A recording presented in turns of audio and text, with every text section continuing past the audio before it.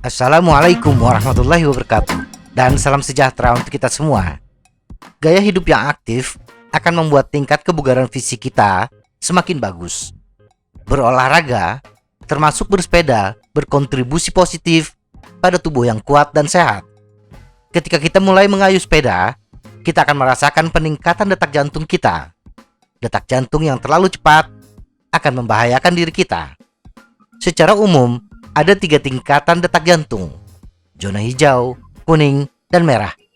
Sepanjang kita bisa bersepeda di zona kuning, bisa dikatakan aman untuk jantung kita. Tetapi tingkat detak jantung yang tepat tergantung pada usia kita, intensitas olahraga, dan kesehatan secara keseluruhan.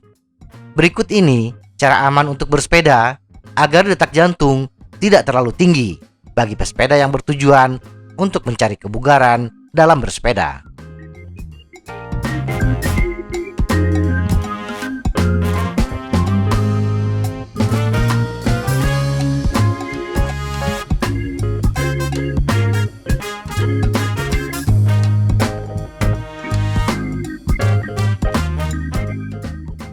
Tiga zona.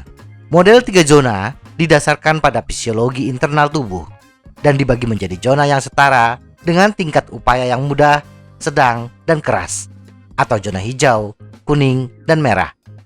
Model 3 zona ini didasarkan pada tingkat pengerahan tenaga yang dirasakan, atau rate of perceived exertion, atau RPE, atau bagaimana beban kerja eksternal terasa. Ini juga disebut sebagai mengendarai perasaan, dan banyak profesional masih mengandalkannya meskipun memiliki power meter dan monitor detak jantung. Bersepeda dengan mudah di zona 1 atau zona hijau adalah bila kita masih bisa berbicara dalam satu kalimat utuh tanpa terputus-putus. Kemudian, bila kita hanya bisa mengucapkan kalimat dengan kata yang terputus-putus, itu artinya kita memasuki zona 2 atau zona kuning. Dan bila kita sudah mulai kesulitan untuk berucap walaupun hanya satu kata, itu artinya kita sudah memasuki zona 3 atau zona merah. Bersepeda aerobik adalah bersepeda di zona 1 hingga pertengahan zona 2. Sedangkan bersepeda anaerobik bila kita bersepeda antara zona 2 dan 3. Bila kita menggunakan monitor detak jantung dan bersepeda hanya untuk tujuan kesehatan, targetkan detak jantung kita antara 50-70% dari detak jantung maksimal. Bila tujuan kita untuk melatih ketahanan bersepeda, target kita adalah antara 69 hingga 83% dari detak jantung maksimal. Cara bersepeda agar tidak memasuki zona merah. 1. Detak jantung normal. Pastikan sebelum memulai bersepeda, detak jantung normal kita berkisar antara 60 hingga 100 bpm. Semakin kecil, semakin bagus. 2. Pemanasan.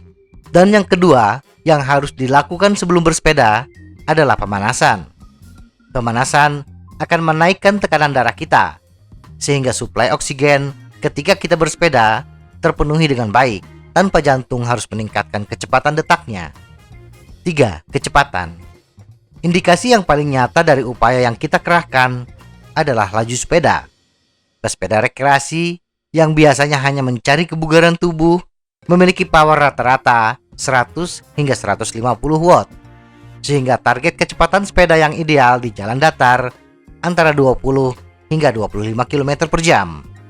4. Cadence. Jumlah putaran pedal per menit atau cadence berperan langsung dalam meningkatkan detak jantung kita. Semakin cepat cadence, semakin tinggi detak jantung kita. Oleh karena itu, targetkan cadence kita antara 60 sampai 70 rpm. 5. Zona bersepeda. Selalu monitor zona bersepeda kita. Bagi pesepeda yang tidak dilengkapi dengan monitor detak jantung, bersepeda dengan teman adalah langkah terbaik. Sepanjang jalan terus berbincang. Nah, bila kita sudah mulai berbicara terputus-putus, atau bagi pesepeda yang menggunakan monitor detak jantung, bila angka sudah mendekati 70% dari detak jantung maksimal, kurangi kecepatan kita, khususnya putaran pedal. 6. Hidrasi. Selama bersepeda, baik dalam kondisi yang teduh ataupun cuaca panas, pastikan tubuh tetap terhidrasi dengan baik. Setidaknya minum air 1 hingga 2 liter per jam. Tergantung cuaca saat kita bersepeda. Semakin panas, semakin banyak. Minum sedikit demi sedikit. 7. Tetap ceria. Suasana hati yang nyaman, bahagia, akan membuat kenaikan detak jantung berlangsung sedikit demi sedikit. Bersepeda dalam tekanan mental akan mempercepat detak jantung kita. Semoga informasi ini bermanfaat. Tetap sehat. Salam goes.